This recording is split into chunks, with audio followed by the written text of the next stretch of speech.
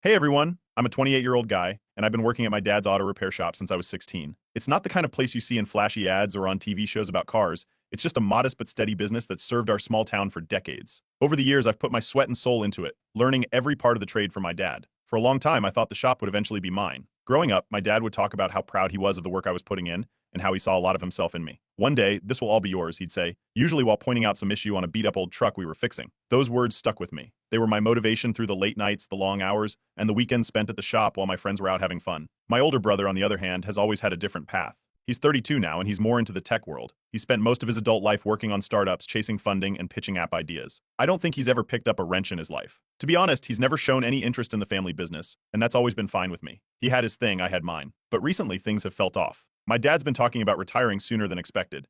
He's not sick or anything serious, but he's been hinting at wanting to slow down and enjoy life. It seemed like the perfect time for me to step up and take over. I even started making mental notes of what I'd change once I was in charge. Maybe update some of the equipment, expand our services, stuff like that. Then, I started noticing subtle shifts. My dad began spending more time with my brother. At first, I thought it was just family stuff. They've always been close in that way. But then, one of my coworkers mentioned something that stopped me in my tracks. My brother had been coming around the shop, asking questions about how things ran. I shrugged it off at first, thinking maybe he was just curious. But things got weirder. At a family dinner not too long ago, my dad started going on about how impressed he was with my brother's business acumen. He didn't say much more than that, but the way he looked at him during the conversation made my stomach sink. I asked my dad if something was going on, and he waved me off with a casual, "Don't worry about it. Everything's fine." A few days later, I walked into the shop like usual, but something was definitely not normal. My brother was there, standing in the middle of the shop with some accountant-looking guy, talking about plans to rebrand. Rebrand? The shop? My shop? I didn't even know what to say. I just froze there, listening as they threw around ideas like renaming the place and turning it into some kind of sleek, modernized repair chain. I confronted my dad later that day, trying to keep my cool. That's when he dropped the bomb. He decided to hand the shop over to my brother. He said it was for the best, and that my brother's business skills would take the place to new heights. I couldn't believe what I was hearing. I reminded him of all the years I'd put into the shop, but he just brushed it off, saying I'd always have a role there, maybe as a manager. My brother's reaction made it worse. He acted like it was no big deal, and even joked about how I'd be running the day-to-day stuff while he handled the important business decisions. I couldn't tell if he was clueless or just didn't care how much this was hurting me. When I talked to my mom about it, she admitted she thought the decision was unfair, but said she didn't want to get involved. She didn't want to cause a bigger divide in the family. That didn't help. I started to wonder if I had any legal ground to stand on. I mean, I've put in over a decade of work here. I wasn't just some employee clocking in and out. I've helped build this business.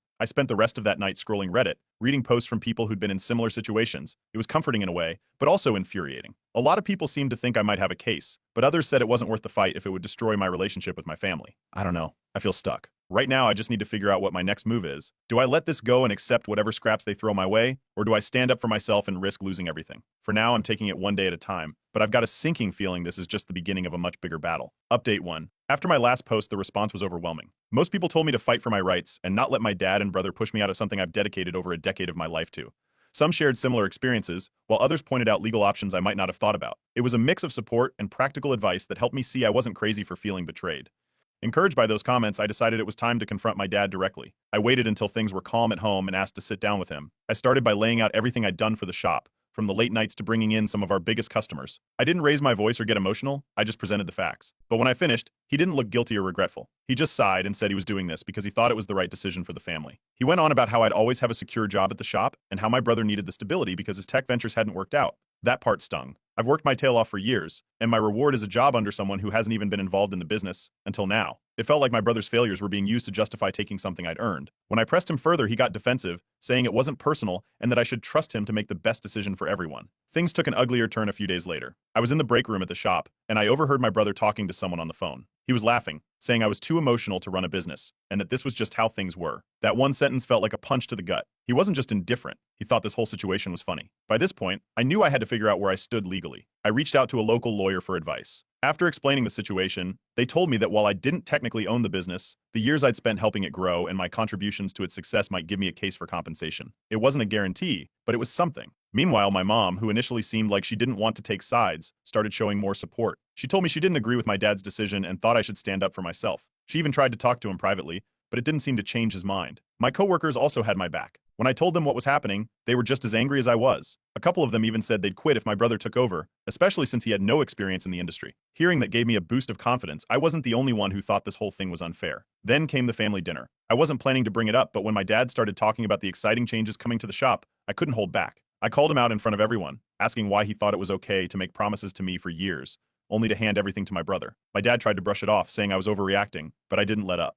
My brother chimed in, saying I didn't understand the big picture and that I was being entitled. That was when I lost it. I told them both they were lying and manipulating me, and then I walked out. The next day, my lawyer suggested we take the first formal step, sending a letter outlining my contributions and demanding compensation for the years I'd worked without a formal agreement. It wasn't about money, it was about making it clear that I wouldn't just roll over and let them do this to me. My brother must have gotten wind of the letter because he texted me a few days later. He offered to make me a partner in the new setup, which based on his tone, sounded like a glorified management role with no real say in how things were run. I didn't even respond. I wasn't going to settle for scraps when I'd been promised the whole thing. The fallout didn't stop there. Word started spreading among extended family, and suddenly everyone had an opinion. Most people sided with me, saying my dad was out of line for breaking his promise. A few tried to play peacemaker, but it felt like the damage was already done. I posted an update on Reddit, sharing everything that had happened since the first post. I asked for advice on whether to keep pushing legally or if I should just walk away and cut ties with my family. The responses were just as supportive as before, with many encouraging me to keep fighting but warning me to prepare for the fallout. Right now, I'm trying to take things one step at a time. The next move is probably going to court, but I'll keep you all updated as things unfold. This isn't over, not by a long shot. Update 2. After my last update, things escalated faster than I expected. Encouraged by the support from Reddit and my coworkers, I officially filed a legal claim against my dad for unpaid labor and emotional damages. It wasn't an easy decision, but I felt like I had no other choice. My lawyer assured me that I had a strong case, especially given the years of work I'd put into the business without a formal contract. When my dad found out about the lawsuit, he completely lost it. He started calling me ungrateful and accusing me of trying to destroy the family. He said I was overreacting and should have just accepted the situation like an adult. The irony of that statement wasn't lost on me. I didn't engage with him directly after that. My lawyer advised me to let all communication go through them, and I agreed. Surprisingly, my brother went radio silent during all of this. After the text about the so-called partnership, he didn't reach out again. I wasn't sure if he was staying quiet because he didn't want to get involved, or if he was just letting my dad take the heat. Either way, I wasn't complaining. Meanwhile, my coworkers stepped up in a big way. Several of them agreed to testify about how much I'd contributed to the shop over the years.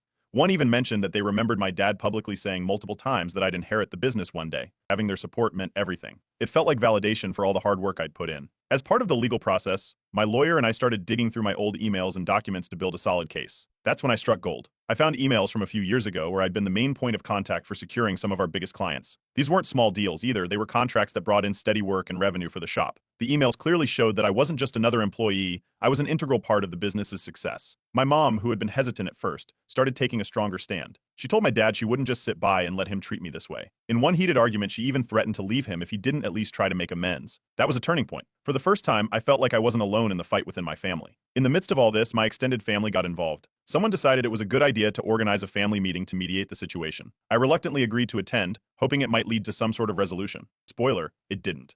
The meeting quickly turned into a shouting match. My dad accused me of airing dirty laundry and disrespecting him. My brother jumped in, saying I was being selfish and couldn't see the bigger picture. I countered by laying out everything I'd done for the business and pointing out how my dad had broken his promise. It ended with my dad giving me an ultimatum: drop the legal claim or be cut off from the family. I left the meeting without looking back. As word spread around town about the lawsuit, I started noticing a shift in how people treated me. A lot of locals, especially our longtime clients, sided with me. They knew how much time I'd spent at the shop and how invested I was in its success. Some even told me they'd stop bringing their cars there if my brother stayed in charge. It was bittersweet to hear, but it showed me I wasn't alone. Then I learned something that put things into perspective. One of my cousins, who's closer to my brother than I am, let it slip that his tech ventures had been failing for years. Apparently he was deep in debt, and taking over the shop was supposed to be his lifeline. That explained a lot about my dad's decision. It didn't make it right, but it helped me understand why he'd thrown me under the bus. Eventually, the case moved forward, and a court date was set. My dad must have realized how serious I was because he tried to settle out of court. The offer was laughable, barely enough to cover a year's worth of my work, let alone the decade I'd put in. I rejected it without hesitation. The tension within the family kept building. Relatives started pressuring my dad to make things right with me.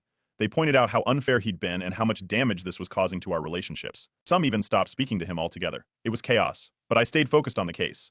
I updated Reddit with everything that had happened so far. The support and encouragement kept me going. People shared stories about similar fights they'd been through and told me I was doing the right thing by standing up for myself. I don't know what the outcome will be, but one thing's for sure, I'm not backing down. The court date is set, and I'll keep you all posted as things progress. This fight isn't over yet. Update 3. The court date finally arrived, and walking into that courtroom felt surreal. I wasn't sure what to expect, but I had my lawyer by my side, along with a few of my coworkers who had agreed to testify. The courtroom wasn't packed, but I noticed a few familiar faces from the community who had come to show their support. My mom was there too, sitting quietly in the back. My dad and brother were on the other side of the room, avoiding eye contact with me. The proceedings started with opening statements. My lawyer laid out the case, years of unpaid labor, verbal promises made by my dad, and my significant contributions to the success of the business. My dad's lawyer argued that I was just an employee and that my dad had the right to give the business to whoever he wanted. It was hard not to react, but I stayed calm. Then came the testimonies. My brother was the first to take the stand. He claimed the decision to give him the business was purely financial, painting himself as the more capable person to modernize and expand the shop. He downplayed my role, saying I'd been there just doing routine work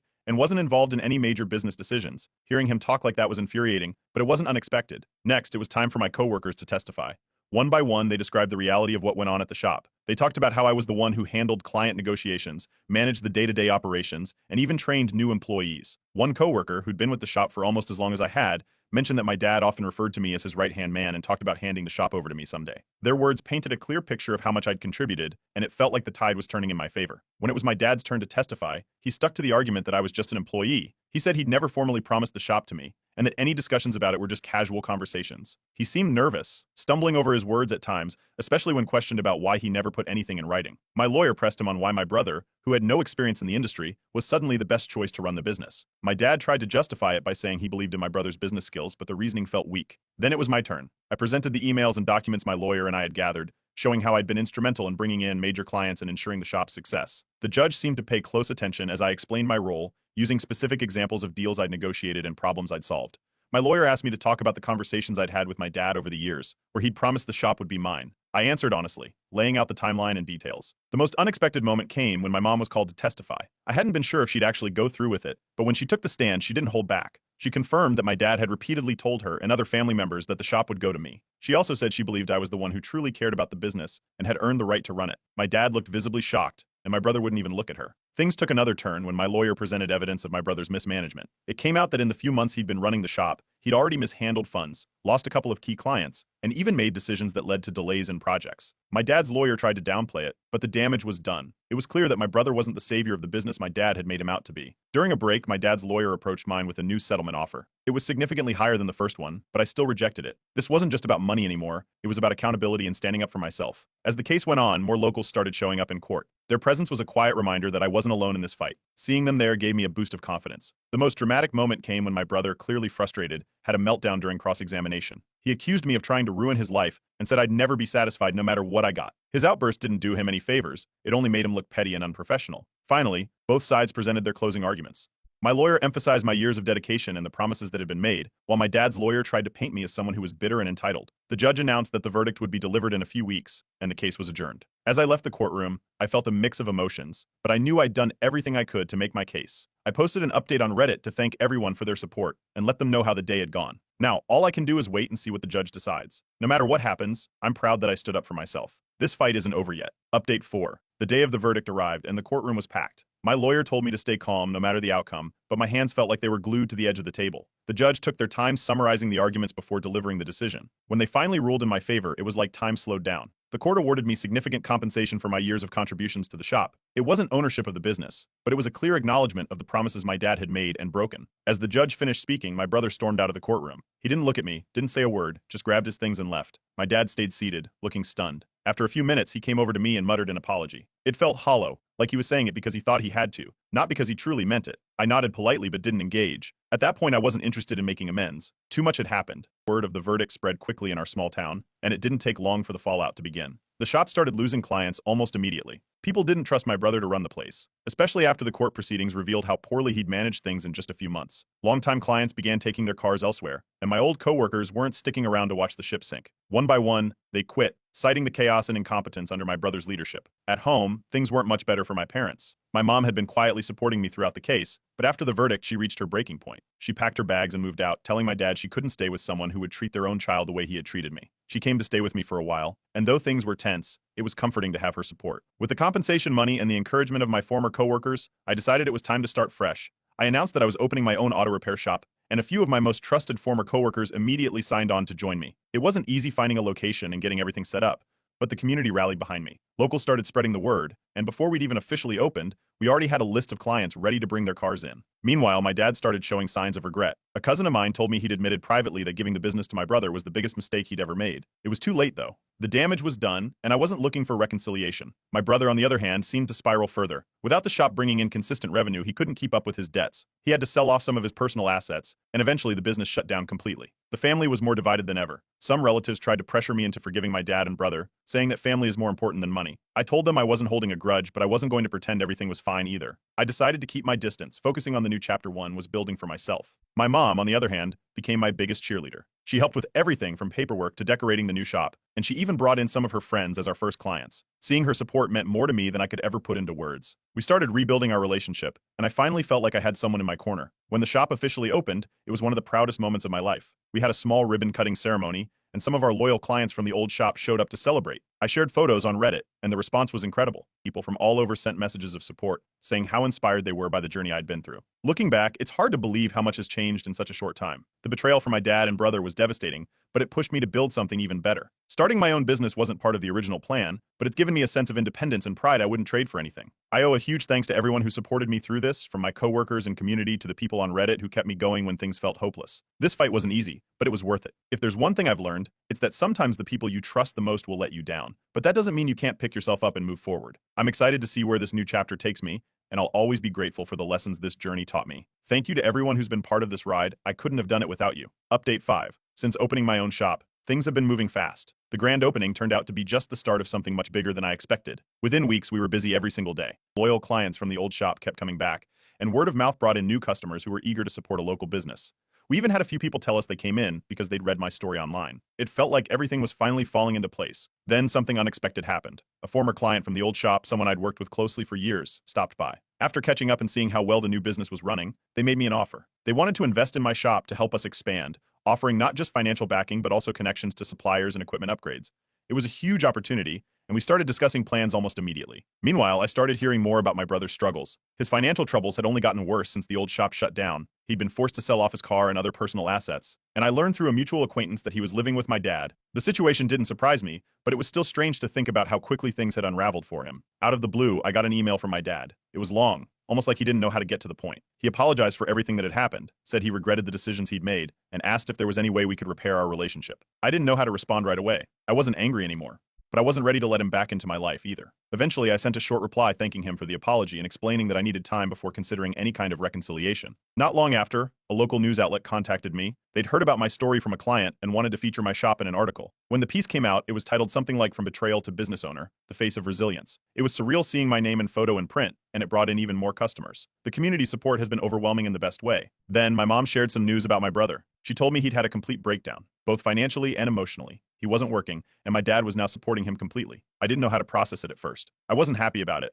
but I couldn't say I was shocked either. My mom seemed worried about him, but she was also careful not to push me to reach out. The real curveball came when my dad showed up at my shop unannounced. He looked tired, older than I remembered. He started talking about how proud he was of what I'd accomplished and how sorry he was for everything. Then he made me an offer. He wanted to help me expand the shop, financially, logistically, however I needed. It sounded like his way of making up for the past, but I wasn't sure if I could trust him. My mom later told me she thought I should consider it, but warned me to make sure I stayed in control of my business. Before making any decisions, I consulted my lawyer. We discussed what an agreement with my dad might look like and how to structure it to protect my independence. The lawyer advised me to be cautious and suggested drafting a detailed contract if I decided to move forward. I appreciated the advice, but I still wasn't sure what to do. Around this time, one of my former coworkers who'd stayed at the old shop reached out to me. They shared details about how poorly my brother had run things before the business collapsed. It wasn't just bad decisions, it was sheer negligence. Hearing it all laid out made me feel a little better about how things had played out. At least I wasn't the reason the shop failed. Then came the biggest surprise. My brother texted me. He said he was desperate for work and asked if I'd consider hiring him as a mechanic. I didn't know what to think. On one hand, I knew how much he'd hurt me,